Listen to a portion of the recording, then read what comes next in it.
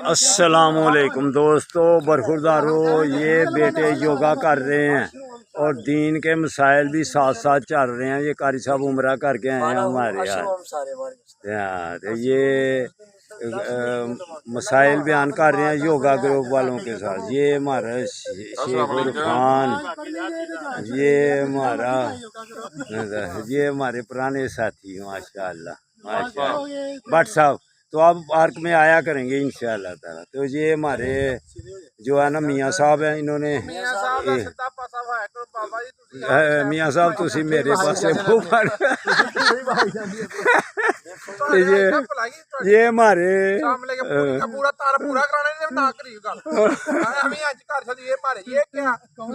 ये हमारे तम साहब हैं। बोलो भी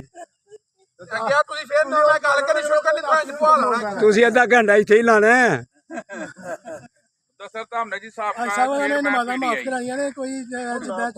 हाँ ये देखे